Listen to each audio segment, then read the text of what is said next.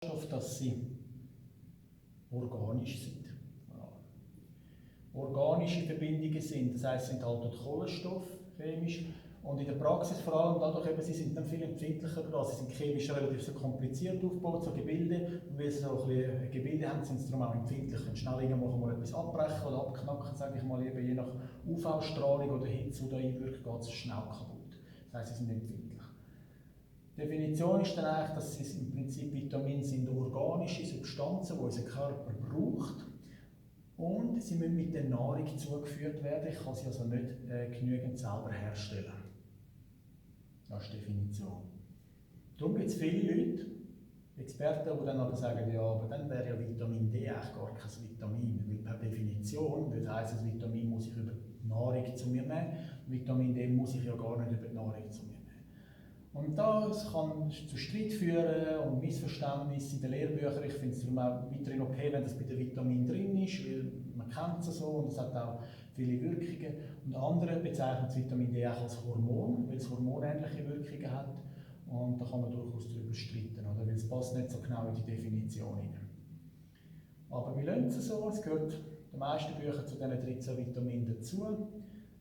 Organische Verbindungen und der Körper braucht auch zum Leben, man tut es mit der Nahrung zu sich nehmen. Das wären die Vitamine.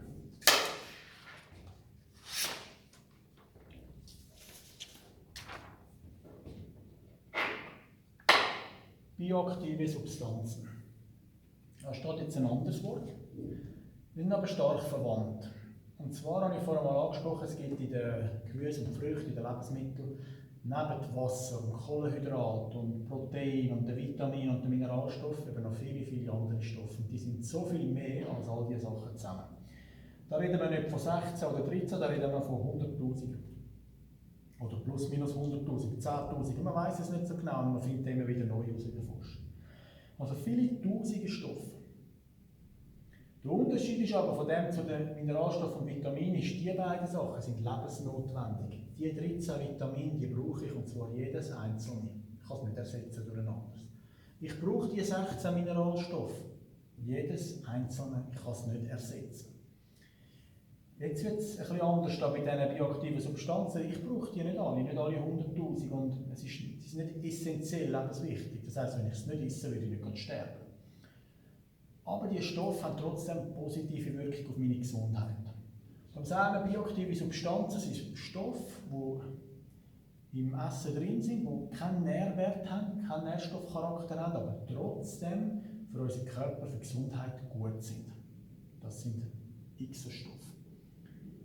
Bioaktive Substanzen ist der Oberbegriff. Das sind alle zusammen. Und sekundäre Pflanzenstoffe sind die Sachen, die aber nur in den Pflanzen zu finden sind. Also kann man sagen, das ist wie der Oberbegriff und die gehören da drin auch. Die meisten von diesen bioaktiven Substanzen sind eben sekundäre Pflanzenstoffe, also sind in den Pflanzen drin. Es gibt aber noch so Ausnahmen, so fermentierte Produkte, zum Beispiel bei Joghurt. Es gibt so fermentierte Produkte, die auch noch Stoffe drin haben, die eben nicht pflanzlicher Ursprung sind. Und wenn ich nur das Wort brauche, dann würden die eben fehlen. Aber man kann sagen, dass das die wichtigen sind. Was wären das ein Beispiel von sekundären Pflanzenstoffen? Das sind vor allem Farben und so Geschmacksstoffe, wie wenn Sie an Knoblauch oder an Zwiebeln denken. Und solche Sachen. Also hauptsächlich Farbstoff und Geschmacksstoff. Pflanzen braucht die für sich selber meistens, um irgendwelche Feinde abzuwehren, also Viechli, die sie fressen wollen. Man kann das Pflanzen als Verteidigung brauchen. Denken Sie zum Beispiel an Brennnesseln oder so, wo irgendeinen Stoff machen kann, dass es Tiere vertreiben kann, dass es nicht gefressen wird. Und diese Stoffe können je nachdem eben für unsere Gesundheit eben gut sein. Und es ist ein ganz spannendes Forschungsfeld. Vitamine und Mineralstoffe kann ich eigentlich mit Tabletten zu mir nehmen, aber diese Sachen eigentlich nicht. Es gibt zwar schon so Tabletten, die das verkaufen, aber da hat es vielleicht mal 30 oder 50 so bioaktive Substanzen drin. Und es gibt aber im Lebensmittel Tausende. Und darum kann man nicht sagen, man kann einfach nur Tabletten essen und gut ist, sondern es braucht die frischen Lebensmittel, um an diese Stoffe zu kommen. Beispiel aus der Praxis ist zum Beispiel, dass Sie hören, dass Rotwein gesund sein fürs Herz, also in den Trauben hat es so Stoffe, in den Tomaten liest man immer wieder, dass sie gesund sind. Man hört einmal, dass zum Beispiel Brokkoli gegen Krebs kann nützen kann. Also alles also Sachen, die man aus den Gemüse und Früchten liest oder aus der Forschung herausfindet, hat mit diesen Stoffen zu tun. Das hat nicht mit den Vitaminen oder Mineralstoffen zu tun, weil die kennt man schon gut. Dann hat es mit diesen sekundären Pflanzenstoffen zu tun. Und die können auch zusammen arbeiten. Also wenn man nur einen Stoff nimmt, dann nützt er vielleicht gar nicht so gut, wie wenn er seinen Partnerstoff hat, den er braucht zum Zusammenarbeiten. Das erklärt auch, warum die frischen Produkte einfach besser sind als Tabletten, weil die Stoffdeckel in einem richtigen Verhältnis sind. Also bioaktive Substanzen sind Substanzen ohne Nährwert, aber sind gut für die Gesundheit. Es gibt Tausende davon. Und sekundäre Pflanzenstoffe gehören auch da rein. Sind aber nur in der Pflanze.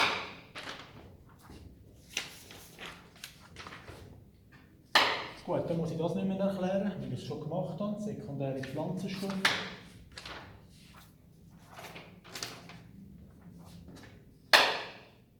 Dann haben wir nur noch die beiden und dann haben wir es schon.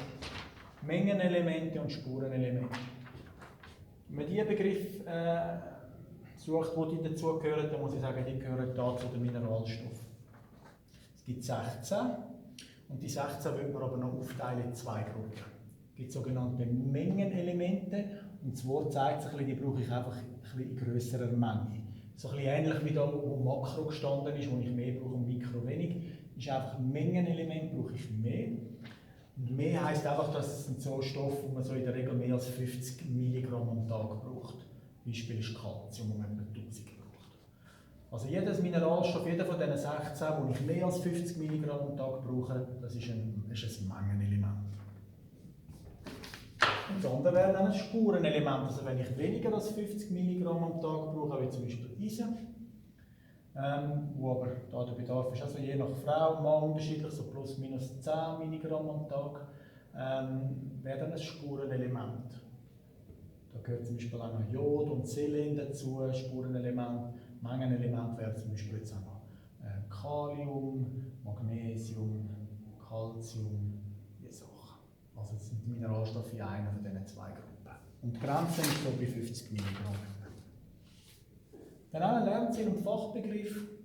Das könnte ich noch ergänzen, ein paar Kleinigkeiten habe ich auf dem Plakat drauf. Zum Beispiel spannend ist zu wissen, dass Mikrowellen eigentlich B12 schnell kaputt machen. Ansonsten werde ich auch wieder gefragt, wie schädlich die Mikrowelle ist. Also aus der Forschung heraus kann man sonst nicht viel eigentlich herauslesen, dass es schädlich ist. Also es ist nicht so, dass das Lebensmittel da komplett verhunzt wird durch die Strahlen. Die Strahlen machen eigentlich nicht anders als das Wassermolekül in Bewegung bringen, sodass sie sich schneller bewegen und durch das gibt es Hitze. Aber was man weiss, ist, dass B12 relativ schnell kaputt gemacht wird. Das heisst, wenn Sie zum Spaghetti Bolognese warm machen in der Mikrowelle, dann hat es zwar Vitamin B12 drin im Fleisch, aber nach der Mikrowelle ist es dann kaputt gemacht worden. Mineralstoffe hingegen sind ja ziemlich zäh, wie ich gesagt habe, also die gehen nicht kaputt, egal ob in der Mikrowelle oder im Ofen oder sonst. Dann hat es hier noch so ein Bild, wo nochmal, oder da besser gesagt, ein bisschen Farben Einfluss nimmt. Das ist einfach nochmal die Empfehlung, dass man verschiedene Farben isst bei den Gemüse und Früchten, so kommt man auf ganz viele verschiedene sekundäre Pflanzenstoffe an. Das Bild zeigt Ihnen auch noch ein bisschen, auch Hülsenfrüchte in verschiedenen Farben und die sind auch noch sehr ein guter Eisenlieferant, also man denkt immer nur an das Fleisch, aber die Vegetarier oder Veganer wissen, dass es auch gute pflanzliche Modelle für Eisen gibt. Der Nachteil ist einfach, es ist eine schlechtere Qualität vom Eisen. Also es gibt Eisen, chemisch gesehen mit Fe, also Ferrum, und dann gibt es 3 Plus und 2 Plus, also es gibt so verschiedene Formen von Eisen. Und das 2 Plus, also das zweiwertige Eisen, das im Fleisch so drin ist, und das Hämeisen, ist einfach in einer besseren Qualität, das heisst, der Körper kann es gut aufnehmen. Und das pflanzliche Eisen ist eine etwas schlechtere Qualität, muss ich einfach eine größere Menge zu mir nehmen, dann klappt es auch. Also darum haben eigentlich auch in der Theorie haben die Veganer viel Eisenmangel, aber in der Praxis, wenn man untersucht, ist das meistens ganz okay. Und der Grund ist wahrscheinlich, weil sie einfach doch durch die Hülsenfrüchte und Vollkornprodukte durchaus auch genug Eisen zu sich nehmen können. Also es muss gar nicht immer ein Problem sein. Das habe ich angesprochen, eben das Vitamin D so ein bisschen als Sonderfall, weil speziell der Körper kann es selber herstellen. Ist darum je nach Lehrmittel oder Fachmeinung, Experten, die sie reden, vielleicht gar kein Vitamin, weil es eher Hormoncharakter hat. Es gibt ganz viel Interessantes noch zu all diesen Sachen zu sagen. Wir sind jetzt auch auf wichtige Vitamine gegangen, auf wichtigste Mineralstoffe, die in der Schweiz ein Thema sind oder für Sie als Fabi könnten relevant sein. In der Unterlage, im Moodle und so weiter kann ich Ihnen noch vieles mehr ablegen, was für Sie interessant sein kann, wenn Sie sich für das Thema interessieren. Wichtig ist sicher mal, dass Sie die wichtigsten Lernziele begriffen haben. Und ich hoffe, das Lernvideo kann Ihnen wiederum helfen, die Lernziele zu erreichen und Sie zu unterstützen beim Lernen. In diesem Sinne weiterhin wünsche ich Ihnen viel Spass und alles Gute.